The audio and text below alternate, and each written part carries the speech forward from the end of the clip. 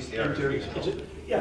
It's a porous. So this is an indoor Stone Street? Yeah, well, if you will, it's very similar to that because it's not in the It's restaurant. access. In the restaurant People business, walking by on the would call it sidewalk, a- so to some extent it is. I mean, much more decorated. And As I say, walking into a restaurant, funny going into this. which might be maybe a little bit more second level, not that it's very program, but it's a little bit more program, where somebody might actually ask you, would you like to go there, or are you joining? It's why Harry's a good choice. So it's just a very different way of approaching the downstairs. One cannot think of it in any way as that sort of a program.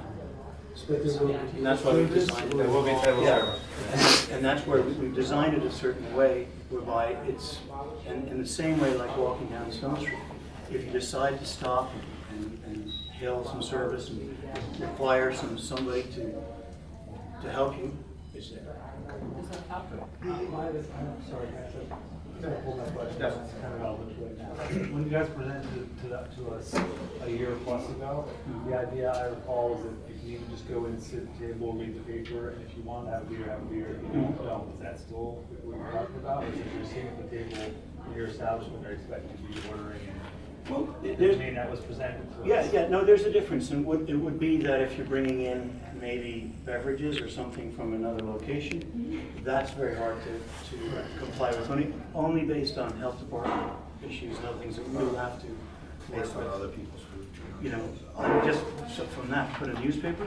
I can tell you right on Stone Street, people do that all the time. They sit down and then they decide, but hopefully it's our job to be able to impress them that maybe they would like even a tea, a coffee, something to enjoy. Hours of operation, both in terms of it being open, as well as in terms of when things are being served, are they the same? And if so, They're the same. On different levels, so well, apart from right now, the first level. First level, I mean, we haven't like finalized our hours of operation yet. I mean, we're still have stuff that we're still working on, but we're planning on having this open, you know, to the public as long as we can possibly have it open.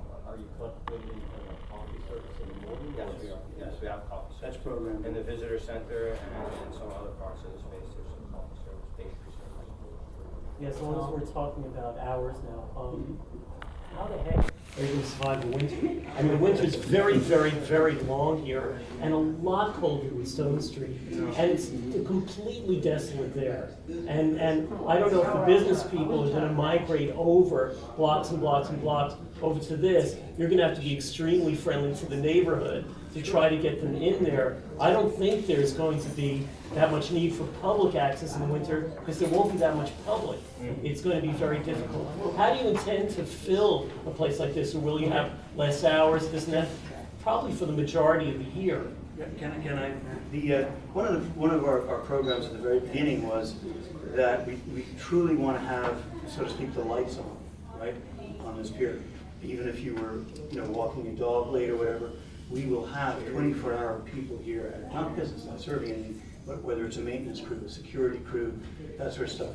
With that in mind, in order to also sort of support that, we've designed the space so that the space can actually, normally what we used to joke about, we'd say we design a space for a Monday night at 2 a.m. If it works then, Friday nights will take care of themselves. Well, there's a certain amount of truth to that.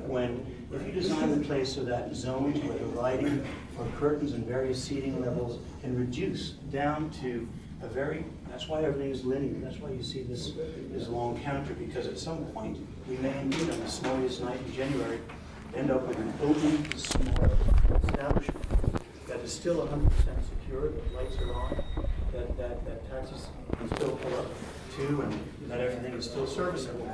But it's just a reduced design on that kind of space.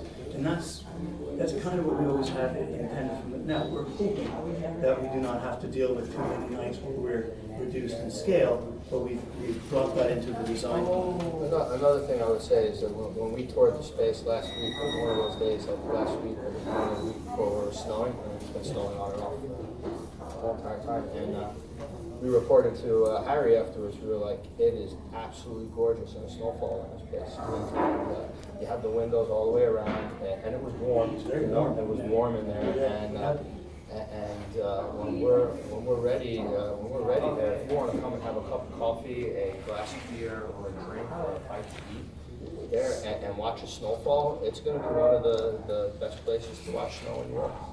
That also brings up one thing we didn't mention, just free public seating, because one of the conversations was a year and a half ago, we discussed whether or not only, obviously there's exterior seating, which is normally free in public, but other than the visitor center, if somebody, more to the point of what Jeff was talking about, is there public seating, straight out public seating?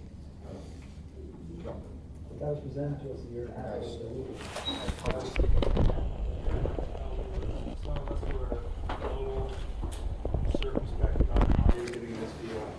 And it was said to us that this space, which is in public, would have the ability for the public to come by and sit or something again. And if you don't get me wrong, I love your style. I hear you. But I'm saying that was presented to us.